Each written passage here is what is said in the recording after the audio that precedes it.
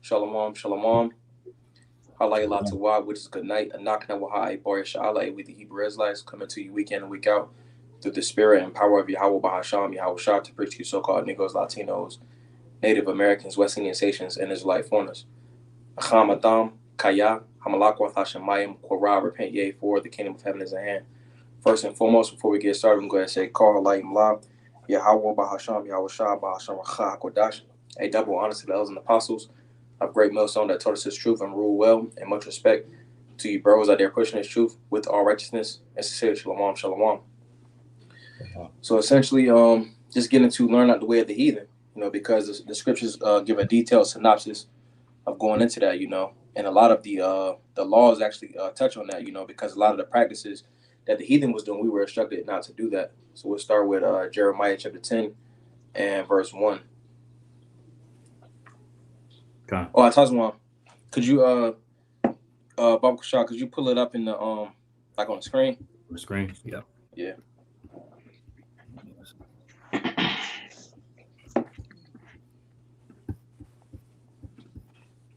All right. I shared it just now. The water. This is the book of Jeremiah, chapter 10 and verse 1. The header of this chapter is a satire on idolatry. It says, Hear ye the word which the Lord Yahweh speaketh unto you, O house of Israel. Thus saith the Lord Yahweh, Learn not the way of the heathen, and be not dismayed at the signs of heaven, for the heathen are dismayed at them. Right. So that word dismayed goes into chatat, which means to be broken, to be scared, to be terrified. We understand that the Lord uses, the different signs of heaven, like the eclipses, the comets, the meteors, specifically, and then also the chariots, as good signs for us, you see, but for the other nations, they're like warnings and, fearful sights. That's why the heathen are dismayed at it, We'll go down to verse 5. God. Jeremiah 10 and 3. For the customs of the people are vain. Mm-hmm. For one cutteth a tree out of the forest, the work of the hands of the workman with the axe. They deck it with silver and with gold. They fasten it with nails and with hammers, that it move not. Right, and this is ultimately going into Christmas, you see, but then you got a whole multitude of different holidays that the heathen celebrate. You got 2/3 that actually pretty much subscribe to these things. It says the customs of the people. So it says they deck it with silver and with gold. They fasten it with nails and with hammers that it move not. And pretty much going into how they make it look good. It ultimately it looks good for Jake. But it's not ultimately good for them. Because a lot of these days go back to idols. God. Jeremiah 10 and 5. They are upright as the palm tree, but speak not. Mm-hmm. They must needs be born because they cannot go. Right. Could Kwanawaf, could you get Habakkuk chapter 2 and verse 16, Baba Kushah? So it says they are upright as the palm tree, but speak not. That they don't have the spirit dwelling with them. And as brothers go into, these things, these different idols, these different things that Jake likes to get into. They're not ultimately telling Jake what to do in a time of prophecy. And the end time and the end days. Mm-hmm. This is Habakkuk chapter 2, verse 16. Thou art filled with shame for glory. Drink thou also, and let thy foreskin be uncovered. Mm-hmm. The cup of the Lord's right hand shall be turned unto thee. It might be It might be 17 or 17, yeah. Okay. Habakkuk 2:17. For the violence of Lebanon shall cover thee, and the spoil of beasts which made them afraid because of men's blood. So like verse 18. Yeah. Okay. This is Habakkuk chapter 2, verse 18. What profiteth the graven image that the maker thereof hath graven it, the molten image and the teacher of lies, that the maker of his work trusted therein to make dumb idols? Right. So what benefit, what avail are these different idols? They ultimately have no benefit. That's why the scriptures call these idols ala Yah, which is worthless. Mm-hmm. You keep going. Back in Jeremiah. Habakkuk 2:19. Okay. So Habakkuk 2:19. Woe unto him that saith to the wood, awake, to the dumb stone, arise. It shall teach.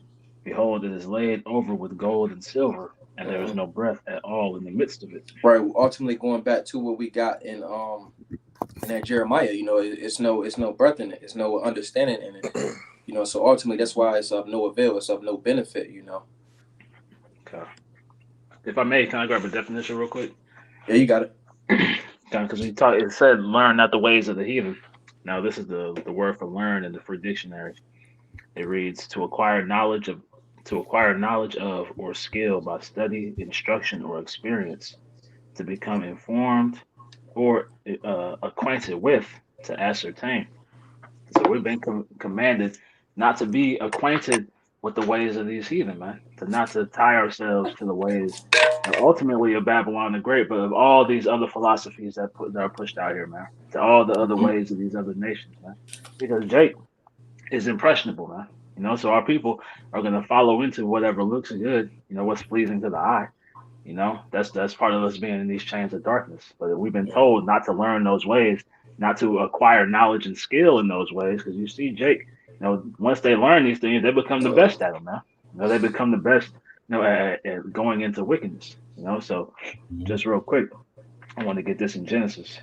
So, Akia, It's, if I may add, it was the spirit. I don't know if you brothers caught it. You had Jake on the little ad on the website. You see it right there. Mhm. Jake practicing his damn cussing for the heathen. Right. yeah. God, Hey, Spirit. Yep. but real quick, this is Genesis 3:3. But of the fruit of the tree which is in the midst of the garden, the Most High had said, "Ye shall not eat of it, neither shall ye touch it, lest ye die." And that touch going into being acquainted with these things, man. Cleaving unto these different ways, right, and learning and becoming proficient in these things, man. Mhm. When we're supposed to be proficient in our own ways and customs, not the ways of the heathen. I got two to add behind you because you had made mention of how we were instructed not to, go after the ways of the heathen because, like you said, man, our people are very impressionable. This is why the Lord made it very specific. All right, the moment we got brought out of Egypt and Moses went up on Mount Sinai, he came down with the tablets. The Lord was letting Israel know from the jump, like, look, this this covenant that He's about to make with us, all right, we're to stick to it, man, because He was declaring that you talking about us, you are my people, all right. So it's stipulations that you're gonna have to abide under, all right, to be my people, which is, as we know, the Ten Commandments. We're about to go into this. This was real quick. Exodus 20:1. And Yahweh Shem Shah spake all these words, saying, I am the Lord thy power, which have brought thee which have brought thee out of the land of Egypt, out of the house of bondage. Thou shalt have no other gods before me. All right, so that's the very first law the Lord brought out was we were not to have any other God. All right, because Mhm. He's our God, man. Okay, it says, Thou shalt not make unto thee any graven image or any likeness of anything that is in heaven above, or that is in the earth beneath, or that is in the water under the earth. Thou shalt not bow down thyself to them, nor serve them. For I, for I, the Lord thy power, am a jealous power, visiting the iniquity of the fathers upon the children unto the third and fourth generations of them that hate me. Right. So the Lord told us pretty much not to make a graven image or an idol out of anything that's pretty much in the earth, man. And we know that was said because the heathen round about, all right, they were worshiping, eating, and everything, man. Okay, Mhm. and the proof of that, this is Wisdom of Solomon, chapter 13, verse 1. It says, "Surely vain are all men by nature, who are ignorant of Yahweh Shem Shah." And we know the heathen are ignorant of Yahweh Shem Shah because according to Amos 3, or the Lord says, of all the families of the earth, you only have I known. Speaking of Israel, man. All right, so the other heathen, they never knew Yahweh Shem Shah, so they worship these different these different gods and idols pretty much because they wanted they have a power too, but their gods are all fake. All right. Mm-hmm. It says, and could not out of the good things that are seen know him that is, neither by considering the work did they acknowledge the workmaster, but deemed either fire or wind, or the swift air, or the circle of the stars, or the violent water, or the lights of heaven to be the gods which govern the world, right? And that's where a lot of our people get these different customs from. But a lot of the time they don't even know, because in this generation that we live in today here in Babylon the Great, we have been separated from Yahweh by Shem Shai and been given practices and customs that we now partake in, not realizing what it goes back to.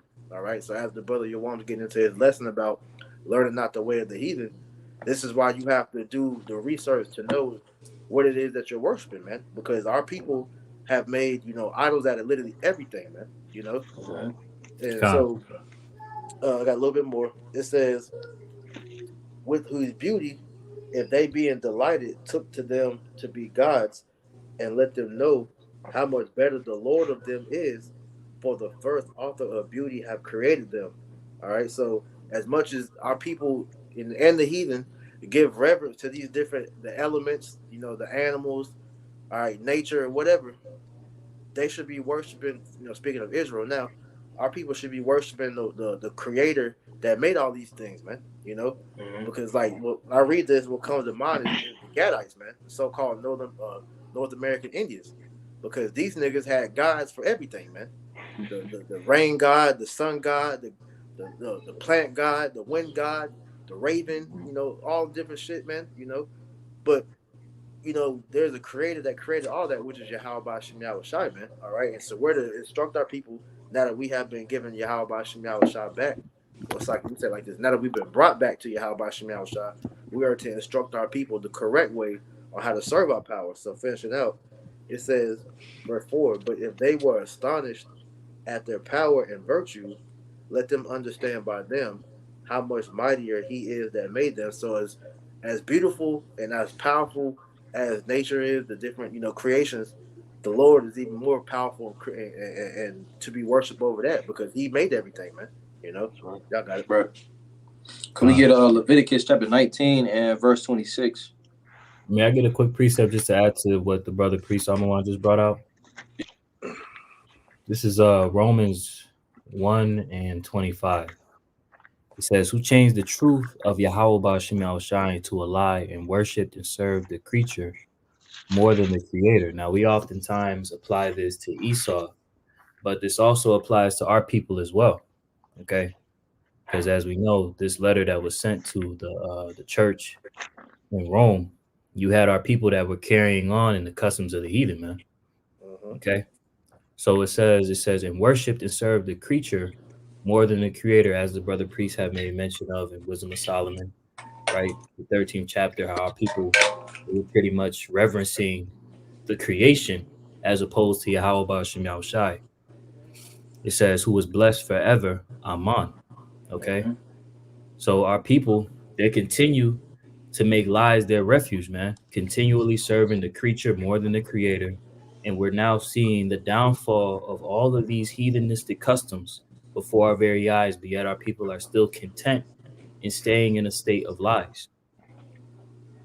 Yeah, because if I could speak on that real quick, because like you brought it at camp last Wednesday, all these different, revelations of what these different things go back to show you that everything is idolatry, and our people are still into it, whether they know it or not, man.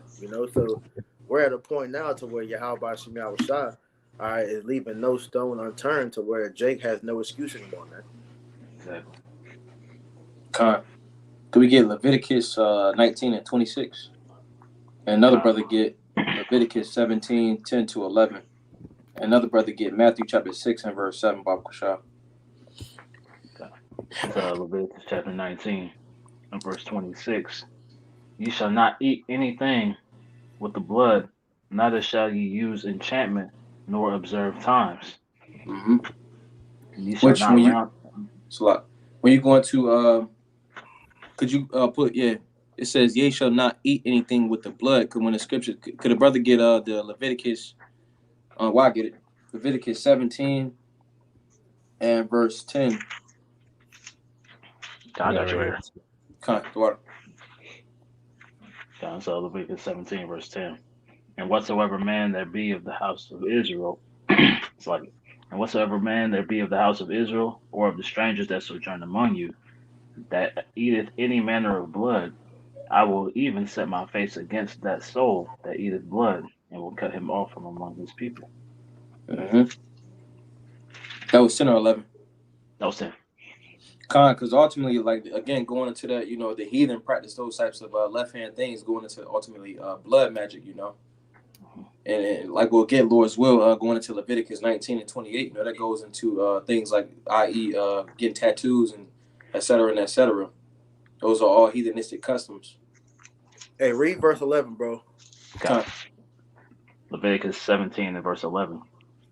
For the life of the flesh is in the blood, and I have given it to you upon the altar to make an atonement for your souls, for it is the blood that maketh an atonement for the soul.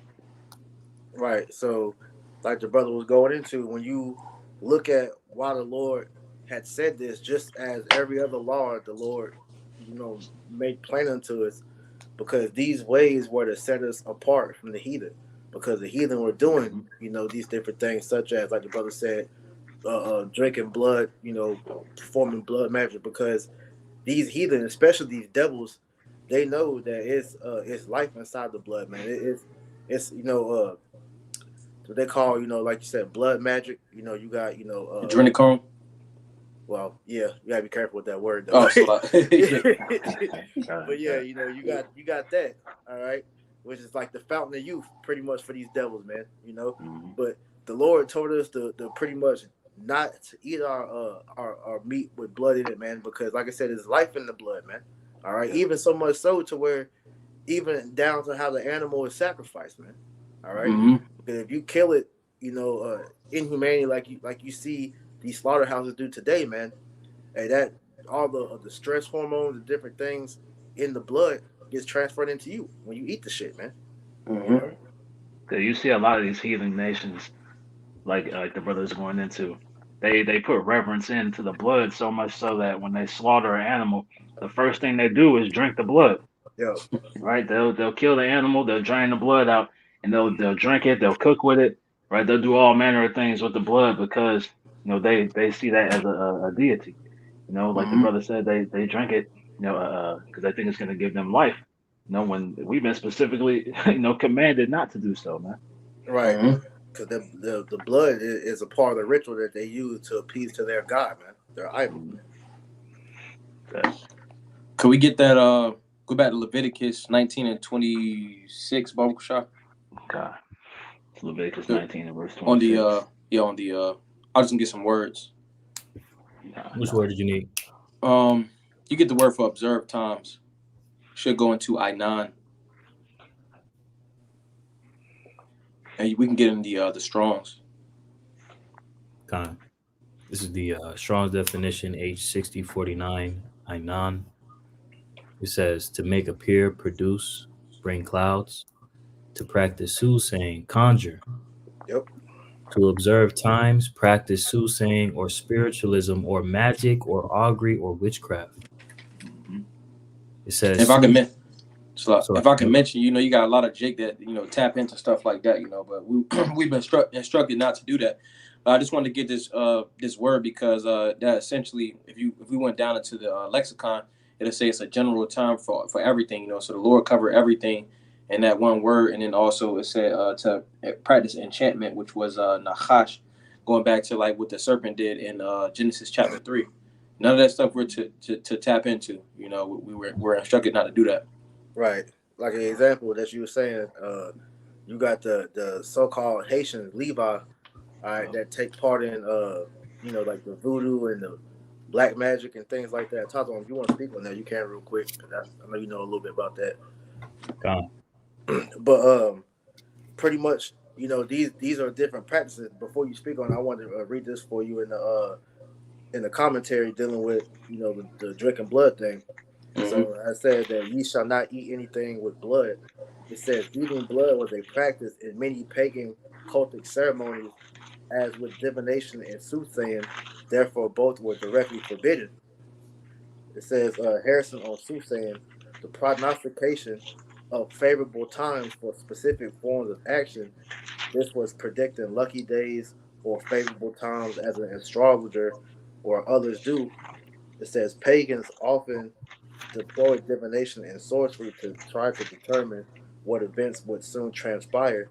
Divination and sorcery were widespread in the Near East, particularly in Mesopotamia and Egypt, which were high, witchcraft, societies. Mesopotamia, which was pretty much Babylon, and Egypt. All right, which Okay. those damn Hamites. Could I add to you? Go ahead. Also, where it said observe times, like it says right here, it says to make appear, produce, bring clouds. That's essentially one form of what Esau used now. How he gets.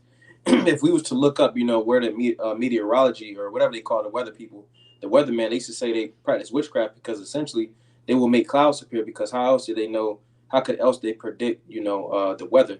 Mm-hmm. They also got the heart machines. Mm-hmm. You got to talk I about got a quick. Oh, sorry. No, I mean you hit it pretty much. You pretty much hit it on the head. You know what I'm saying? As far as the Levites, and you have Simeon, right? Well, not Simeon. Pardon me. Mm-hmm. No, you send me. It's Simeon. Yeah. Simeon? Okay, Salakia. Yeah, they both practice. That left hand sorcery, and if you have time, you could also look it up on YouTube. There's a video of these Levite priests, left hand Levite priests that are actually practicing it in New York. But I mean, you pretty much hit it on the head. I got a quick one just to land back off what you brothers are saying. This is Deuteronomy 18 and verse 9, and the subsection reads, Israel to avoid pagan practices. And it says, when thou art come unto the land which the Lord thy power giveth thee, thou shalt not learn to do after the abominations of those nations. There shall not be found among you anyone that maketh his son or his daughter to pass through the fire, or that useth divination, or an observer of the times, or an enchanter, or a witch, Mm-hmm. or a charmer, or a consulter with familiar spirits, or a wizard, or a necromancer. For all that do these things are an abomination unto the Lord. And because of these abominations, the Lord thy power doth drive them out from before thee.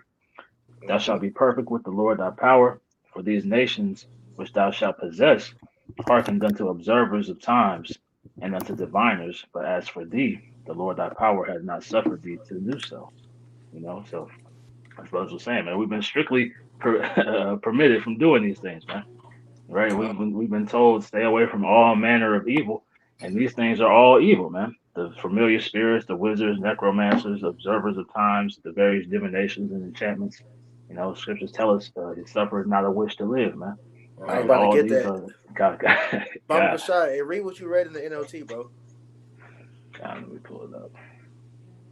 In fact, I got it right here. I can read it for you. Breakdown. I mean, it's the same thing, but just modernizing it for people that don't know what some of those words mean. So this is Deuteronomy 18 and 10 in the NLT. It says, for example, never sacrifice your son or daughter as a burnt offering.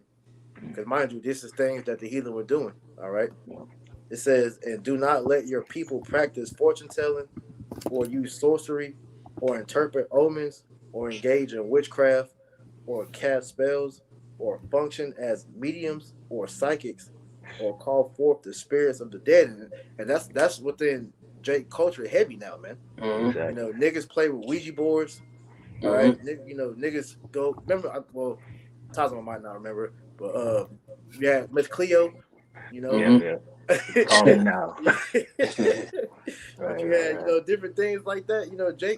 Jake's heavy into the witchcraft now, and to the point to where it's so bad now to where that's becoming a growing religion amongst people that's leaving the Christian church, man. Specifically among the black women, man. These women are becoming witches, man. But they call it New Age or something. Yeah, New Age, New Age spiritualism is what they call it now. Mm-hmm. But that's all witchcraft, man. Yep. These bitches will they play with tarot cards. They do the palm readings. They do the what's the shit we was talking about the other day with about the months. The horoscope shits. Oh, yep, zodiacs and stuff like that. Zodiacs and all that. You know, it's heavy witchcraft, but the Lord told us not to do things like that, man. Because, like I said, these things all go back to pagan rituals that was, you know, offering up sacrifice to other gods, man. And so the people in today's time, they're not literally sacrificing lives. Well, you got people high up in Hollywood and them really doing it. But for you lower level people, all right, you niggas is out here doing these things, all right, on a low level, not realizing what the spiritual fornication that you're doing, man. This is why the Lord is going to destroy a lot of our people, man, because they don't see the seriousness of why the Lord said don't do these things, man. Right. Because the penalty, real quick, it's like it, quarter, I'm going to read it real quick. Exodus 22 and 18, thou shalt not suffer a wish to live. You can break it down, you want. Con, thou shalt not suffer a wish to live. Because when you look back at in the ancient world, you know, even though he was going off, but Saul, he had all the witches and the warlocks and et cetera, put to death, you know, because essentially, you know, they're not supposed to be in the land, you know, because going back to like we go into, Jake is impressionable, so Jake starts to pick up on these things. That's why you can't have those types of acts happening in the land, you know, and if those things is happening in the land, just like the heathen got pushed out, you know, we'll be pushed out of the land. And that's what happened. All right, because we rebelled against the Most High, which is another thing that the Lord, you know, looks at as wicked, man. Just real quick for you, 1 Samuel 15 and 23. For rebellion is as the sin of witchcraft, and stubbornness is as iniquity and idolatry, because thou hast rejected the word of the Lord, he have also rejected thee from being king. Pretty much going into said rebellion is as a sin of witchcraft, which that's going into to Saul, you know. He was instructed to do to put out all the Amalekites out of the land, you know, but he saved, you know, the pretty much the animals that wasn't hurt, you know. He was always gonna make a sacrifice, you know, so that was equatable to witchcraft, you know. Rebellion is just like witchcraft, and witches, they get put to death, you know. Right. Also, he spared the king of the Amalekites too.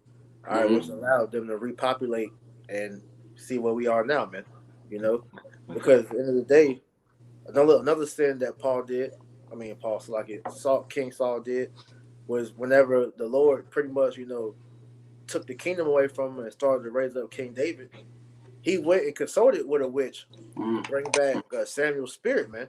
Even though, like you said, he knew that was off because he banished all the witches out of the land, man.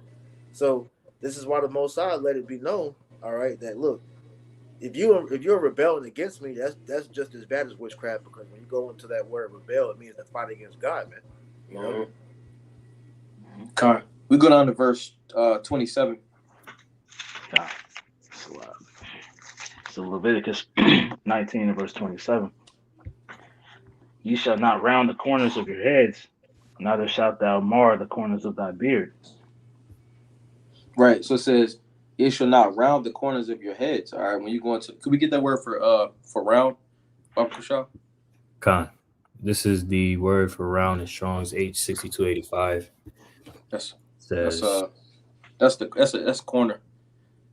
It'll be round. No, yeah, right there. Yeah. It says you scroll up. It says "naquap," and you break it down by the character. Na goes into continue. The qua, it goes into the circle, and the pa goes into the border. So breaking it down will be continue circling to make a border. You know, pretty much going into edge ups. Baba Shaw, you scroll down to the lexicon. It was an Egyptian custom. Yeah, it went to you keep going. It's gonna be down in the part where they write into. It says right here also of heathen, right? Con. Yeah, right there.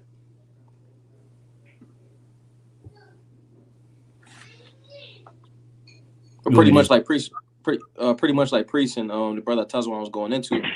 I got it written right here. It says circling. Pretty much the Arabs and the Egyptians, they used to do that. You know, going into making a border around the head. You know. Could we get 2 Samuel? Actually, could you get the commentary for this? Yeah, get that, and then go down to 28 too. Well. You wanted the commentary? Salakia, go ahead. Yeah, the commentary. For verse 27? Con. Okay, con. Which text commentary? David David Goose. Goosey. Okay. That's the guy right there, man. Yeah.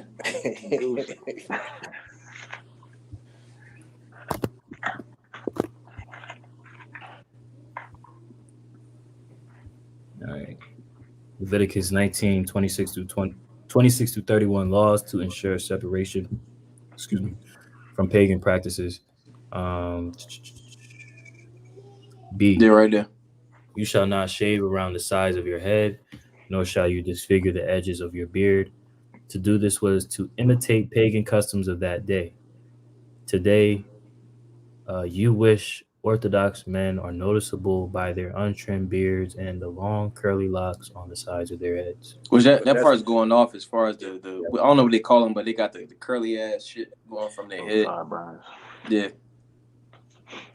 Yeah, that's them. I forgot the reason why they do that, but like I said, that's bones. So you Akim and Aquap that come across that, spit that part out. Yep. You want me to keep going? That was pretty much the point. I mean, yeah. I mean, you can read the part of that. It says this: the Gentiles did either for the worship of the devils or idols, to whom young men used to consecrate their hair by being cut off from their heads, as Homer, Plutarch, and many others write, or in funerals or immoderate mournings, as appears from Isaiah 15:2, Jeremiah 48:37. Right, because you had, like, for example, Elam, they'll cut their hair off, all right, so they'll shave their head bald and pretty much use their hair to sacrifice to their idol, and they'll pray over their hair. That's why a lot of these damn women that get these weaves don't realize that they're getting, hair that had been sacrificed to an idol, man. That's why these women be having spirits on them that be wearing that weave, man, because there's demons in that shit, man. Right. You can stay in this. I'm gonna read Leviticus 19 and 28. It says, unless brothers didn't have nothing else. Or you got it. Go ahead. It says, ye shall not make any cuttings in your flesh for the dead, nor print any marks upon you. I am the Lord. Which I want to get that word for marks, because it also goes into to cuttings as well. But it says kwai, which that goes into an incision, imprintment, a tattoo, or a mark. So like Revelation 13 and 16, that we can't get that either, because when you ultimately go into the skin, that word right there, that qua goes into a circle, which is the circle of the head, and then that eye goes into a serve. So you pretty much you're bowing your head down in servitude of an idol, So that's why it says kwai. I got something written right here. That word tattoo, or what was it? Cuttings was sharat, a tattoo. And we actually read it right here. The cuttings in the flesh part. Gone. It says, cuttings in the flesh for the dead, nor tattoo any marks on you. These were also pagan practices the Most High wanted Israel to be separate from. The trimming of the hair, the beard, cutting, and tattoos were all connected with pagan rites of mourning. Let me get this before we continue on. It says something about the beard, but this is 2 Samuel chapter 10. 2 Samuel chapter 10 and verse 4. It says, wherefore Hanun took David's servants and shaved off the one half of their beards and cut off their garments in the middle, going into t-shirts, even to their buttocks, and sent them away. When they told it unto David, he sent to meet them, because the men were greatly ashamed. And the king said, tarry at Jericho until your beards be grown, and then return. Which the commentary is pretty heavy on this. But just going into that, like you got a lot of jakes that they shave their face for a job, and that's actually I'm gonna get it in the commentary. Yeah, because the reason why King David had them stay back, because it's in our law first and foremost for the men to have beards in their face, but for them to have half their beard shaved off, it would have been shameful for them to come back into town looking like that. So King David pretty much saved their what's the word image. Yeah. I got it right here. It says, Hanun took David's servants, shaved off half of their beards, cut off their garments in the middle, and sent them away. This was a disgraceful insult to these ambassadors from Israel, in that culture, many men would rather die than to have their beard shaved off. This was because a clean-shaven face was a mark of a slave, and free men wore beards, with the value universally set upon the beard by the Hebrews and other Oriental nations Mm. as being man's greatest ornament. The cutting off of one half of it was the greatest insult that could have been offered to the ambassadors, and through them to David, their king. So that was a heavy disrespect. I'm gonna keep going. It says the beard is held in high respect in the East. The possessor considers it his greatest ornament, often swears by it, and in matters of great importance pledges it. Which I'm not touching on that part, but pretty much your beard in our customs. We're supposed to keep our beard, So you got a lot of Jakes that shave their beard, line it up and everything. But that's like it's an honor to have a beard. Yeah, that show you're right as a man. I'm gonna get this real quick in the Edamon Zondervan for that word beard because it just adds to what you're saying on the importance of having a beard. So this is the word beard in the Zondervan Compact Bible Dictionary. It says beard, a badge of manly dignity. It says as a sign of mourning, it is the custom to pluck it out or to cut it off. The Israelites were forbidden to shave off the corners of their beard, probably because it was regarded as a heathenish sign. But the point, like you said, you said the beard is a badge of manly dignity, man. All right, Mm-hmm. so all men are supposed to have, beards on their face because that helps, separate, a man from a woman. All right, Right. only people that don't have beards on their face is women and children, man. But a Mm-hmm. man is supposed to have a beard on his face. But that was heavy what you brought out about how it said that a clean shaven person, that was like a mark of a slave, man. And this Mm-hmm. is why Esau wants our people to be clean shaven. All right, he doesn't like seeing, especially an Israelite man with a beard, man, because he knows that that's our custom, man. He does, and like it says in, I believe that's in Micah, that he oppresses a man in his house, even a man in his own heritage, roughly Right. paraphrasing. Can we get that? Yeah, I got it real fast. Can I read this real quick? Con. This is out of the what's it called? Slovakia.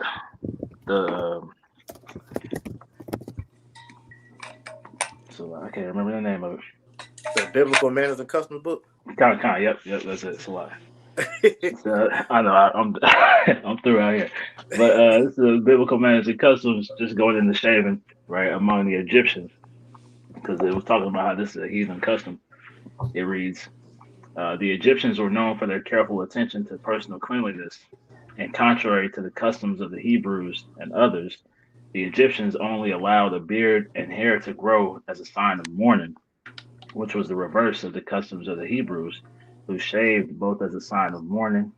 Uh, they have gone up to the temple. Well, that was pretty much the point. But the Egyptians would shave, you know, uh, as a sign of cleanliness, right? That was them presenting themselves to be clean unto their gods, right? So Mm-hmm. that's what all the shaving you see, that's idolatry, man. Because that clean shaven look, the Egyptians would shave themselves head to toe, to be pleasing to their gods, right? But they would let their hair grow in times of mourning, where Right. we would cut our hair right in times of mourning, and to please our power, we would let our hair grow, man. Right, and to Mm-hmm. add to what you were saying too, it said that the Egyptians were like overly, concerned about their look, which is a spirit that you see on our men today, man. Like they're Mm-hmm. in the mirror constantly. They say you're lining their face up. Hey, the Egyptians wore makeup, man. You starting to Right. see Jake. Jake is going overboard with the whole. Yeah, you take care of yourself. Personal hygiene and all that, man. But the men today, they're too obsessed about their look, man. All right, which is pretty much them worshiping themselves, but also like you said, the custom of them doing what they were doing was giving homage to whatever idol they were worshiping. But the Egyptians had over 600 some gods, man. You know. Right. If I could add too, I'm not sure if it goes back to the Egyptians, but even now you got like Jake. They wearing like the little nail stuff, the fingernail polish on their fingers. I think that's a Babylonian custom, but they possibly did it in Egypt too. I wouldn't doubt it. I got You one want more out of God. the manners and customs.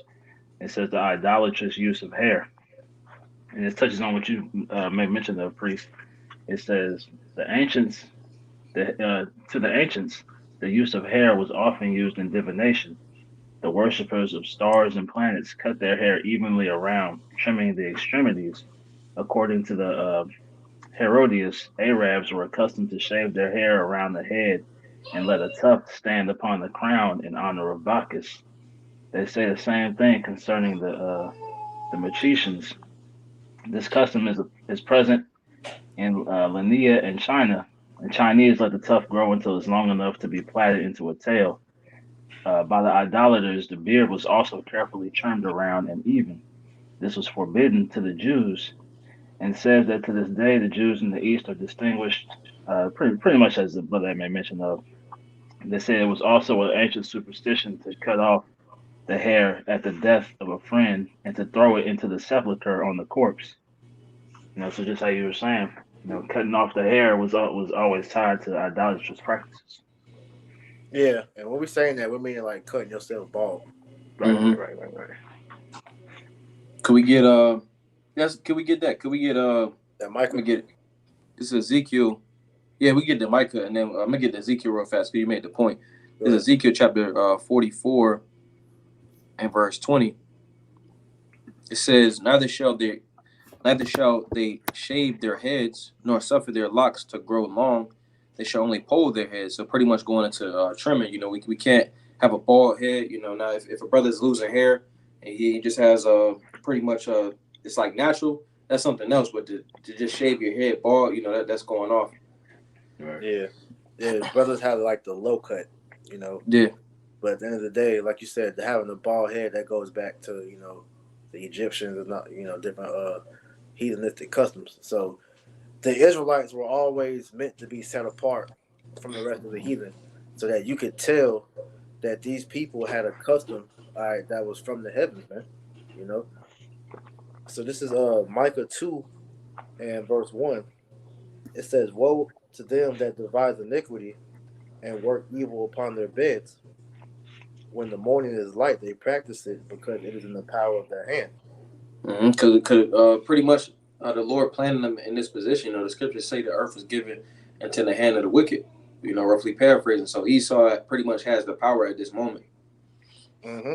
Yeah, and this damn devil has set up this society to where you are committing all types of witchcraft, idolatry, different things like that, and you don't even know it. All right, and literally everything that you grew up doing was a form of idolatry, man, and that was done on purpose because this devil, all right, wanted you to be going off, man, so that the Most High will continue to keep us in this state, man. It says, "And they covet fields and take them by violence, and houses and take them away, so they oppress a man and his house, even a man and his heritage." Which pretty much having a beard, doing anything in this society is frowned upon as an Israelite man. That's why, like you went into, they pretty much push a clean shaven America. Tattooed up, being a Mo. All these things go back to, like I'm gonna keep saying it. They all go back to heathenistic customs, man. You giving an idol reverence for something that you wouldn't even think is bad, man. You celebrating your birthday, man. All right, you being a homo. These different things. These are all idolatrous practices, man. That give there are rituals that give these different gods reverence, man. Which these idols are all fake. But at the end of the day, Jake is still giving that reverence unto something else other than Yahweh by Shemiah Shah, which, as we read in Exodus 20 and 2, the Lord said not to put any God above him, because he's the one true God, man. The scriptures tell you in Psalm that the gods of the heathen are idols, man. All right? These idols do not exist. They're not real. They're not living. Isaiah 45 tells you that the Most High is the one true living power. There's no God beside him, man. All right? So all that our people should be reverencing is Yahweh Bashem Yahushua. And that's the problem. That's why the Lord is angry with our people, because our people are rebellious. They continue to worship these idols. And they're going to continue to do this until the Most High just gets rid of them, man. Because here it is, all this information is coming out that what you're doing is wicked. All right? And our people still don't care. So that's why they got to go, man. Could we go back to the commentary for Leviticus 19:28? Done.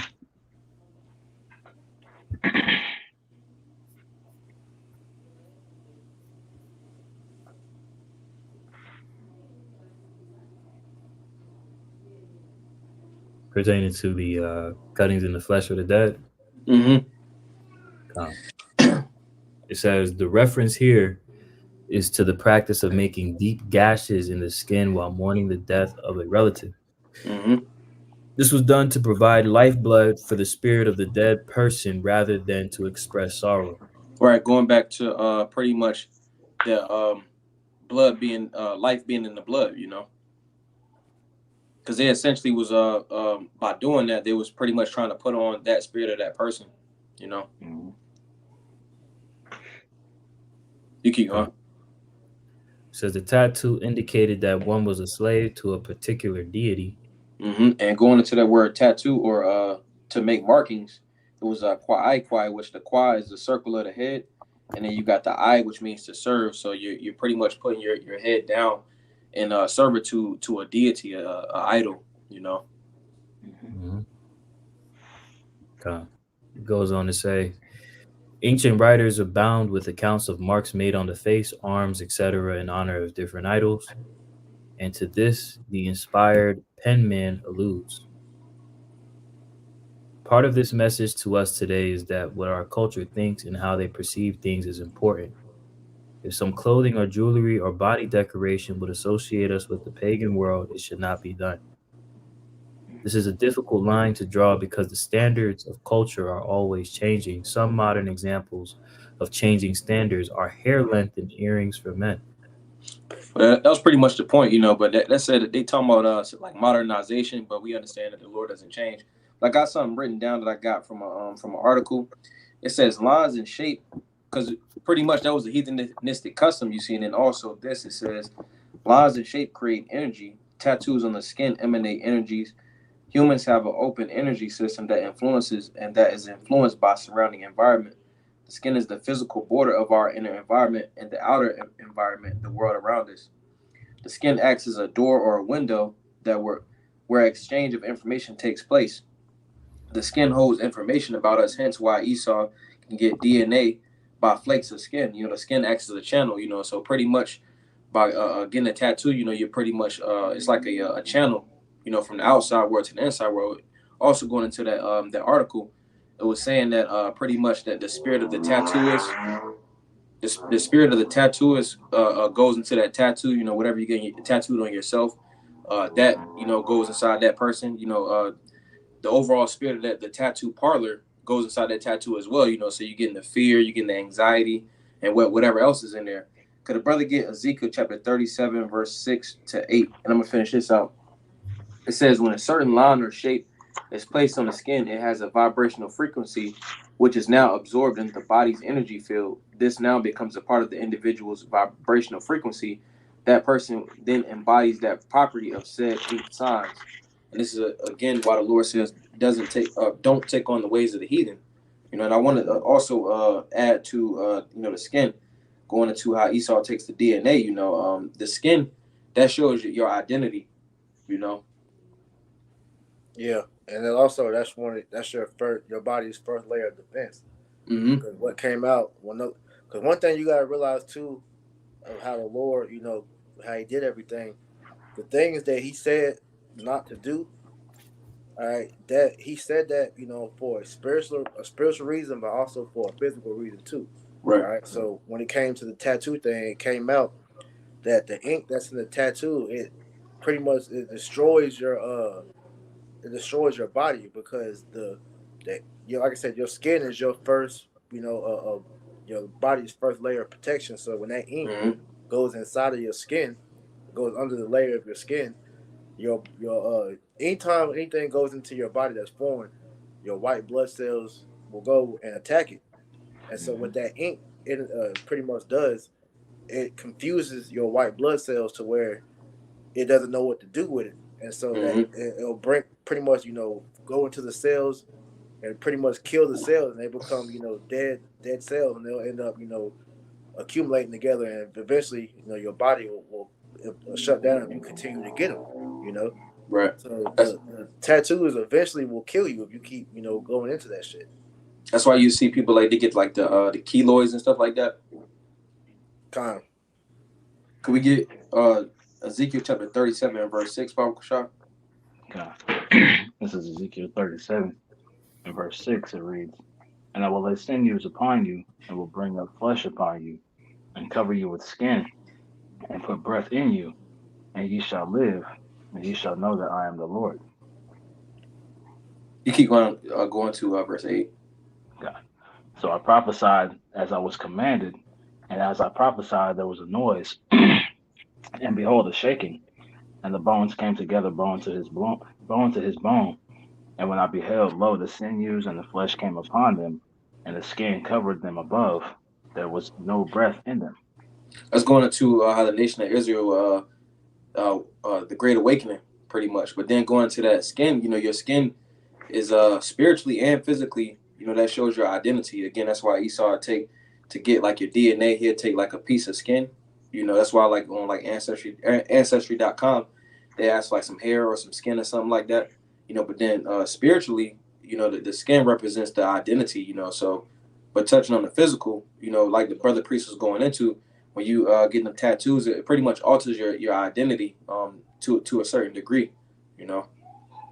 and also going into that physically, like if something gets on your skin and it seeps through your skin, that's why you ultimately get sick. That's why the skin acts as the first natural barrier, and it's also like a channel, Because a lot of these people that's susceptible to a lot of infections and things of that nature, man, because their immune systems get compromised from all these tattoos, or even that scarification and stuff people do, right, where they make those cuts in the flesh, to get those raised up scars, right? All these things compromise your immune system.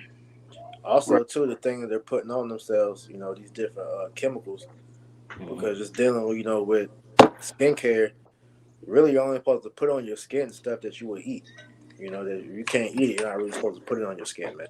That's why you have because the brother was going into, the different vibrations, the different essential oils and all that. It help raise your body's vibration, man. So Esau is all about destroying you, man. That's why everything that he has set up with a means to pretty much, to destroy you, for lack of better words. But y'all got it. Could we get Deuteronomy 12 and verse 30, and then we get Jeremiah 10 and verse 2 again, and we'll close it out on that for brother didn't have nothing else. Yeah, Deuteronomy 12 and 30. You said 12 and 30? Yeah, 12 and 30. You got it. I got it. Deuteronomy chapter 12 and verse 30, it says, "Take heed to thyself, that thou be not snared by following them, after that they be destroyed from before thee." Right, because again, like we quoted, pretty much taking on those different practices, will be spewed out of the land, And that thou inquire not after their gods, saying, how did these nations serve their gods? Even so will I do likewise. And pretty much going into doing the likewise, you'll be destroyed and following after these heathen customs, because they can do that, we can't do that, Mm-hmm. Yeah, the heathen can eat certain things that our people will eat, and we'd be fucked up over it, but they'll be cool. Like Moab. Right. Moab, that damn mukbang shit where they just sit and eat all nasty type of shit. Jake do that, and that's why Jake be having all type of health problems, man. Because we were designed different, man. Exactly. Like you see those Ammonites and Moabites in those blue zones, right? A lot of them, though they're eating, natural foods, a lot of the foods that they're eating are abominations, man. But they still living to be 110 years old, man. Right. Jake go over there, you wouldn't last 4 or 5 years over there, man. With gout, high blood pressure, everything out there, man. We closed on Jeremiah 10 and 2. I get it. I got it right here. This is Jeremiah, chapter 10 and verse 1. It says, "Hear ye the word which the Lord speaketh unto you, O house of Yasha'Allah Israel." It says, "Thus saith the Lord, learn not the way of the heathen, and be not dismayed at the signs of heaven, for the heathen are dismayed at them." Which the point I want to grab again from this was, learn not the way of the heathen. You see, because ultimately, Jake was made to fear the Lord. I'm going to get that. We'll close on that. This is Quahalat Ecclesiastes, chapter 12, verse 13. It says, "Let us hear the conclusion of the whole matter. fear the Most High and keep His commandments, for this is the whole duty of man. You see, we was made to serve the Lord in the fashion which He told us to serve Him. You know, because when we go off and do what the heathen do, we can't survive like that. We wasn't made in the same fashion. You know. Mm-hmm. Also, that was the judgment the Lord, put on us for going against His will. So I add to you on this. This is Deuteronomy 30 and 15.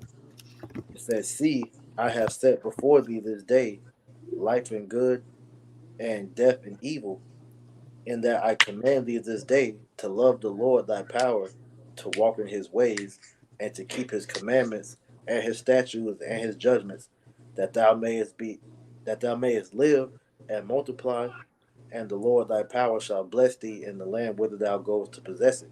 So the Lord gave us His ways to sustain us and keep us going. All right.